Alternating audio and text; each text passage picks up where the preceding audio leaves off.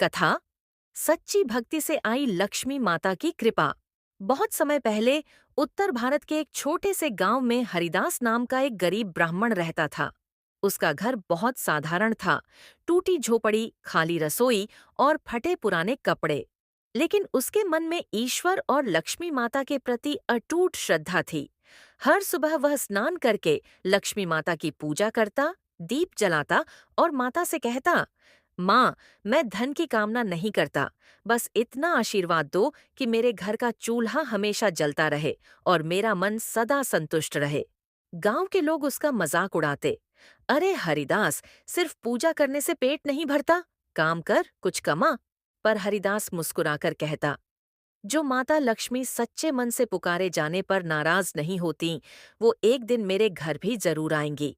एक दिन का चमत्कार। एक दिन शाम को जब हरिदास पूजा कर रहा था, उसकी झोपड़ी के बाहर एक वृद्धा महिला आई। वह बहुत थकी हुई थी, पैर छाले से भरे थे। वह बोली, बेटा, क्या मुझे थोड़ा पानी और भोजन मिलेगा? हरिदास ने बिना एक पल सोचे कहा, माँ, मेरे घर में बहुत कुछ नहीं है, पर जो है वह आपका है। उसने अपनी बची हुई आखिरी रोटी और थोड़ा पानी उस वृद्धा को दे दिया।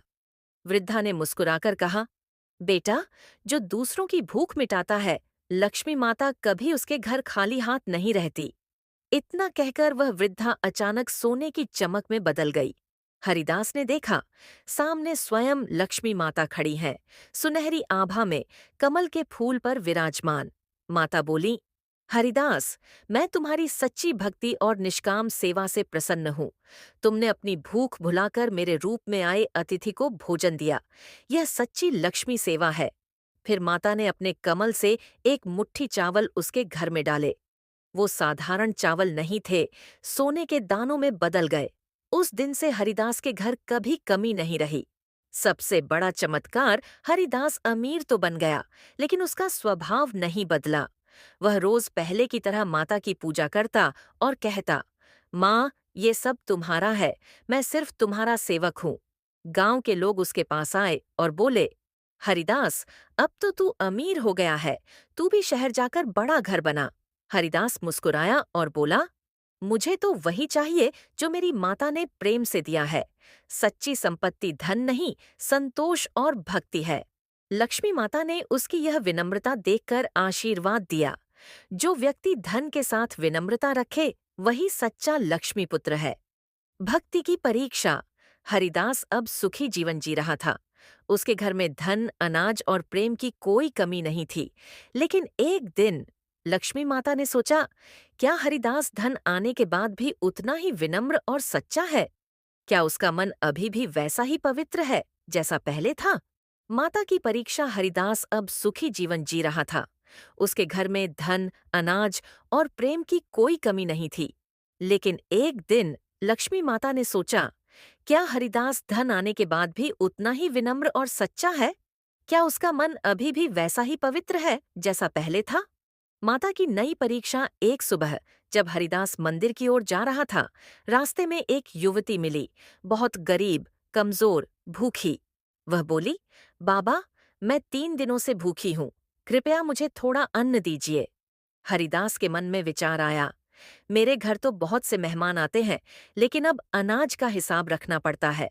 वह कुछ क्षण सोच में पड़ गया और फिर बोला, अभी नहीं बेटी, शाम को आ जाना।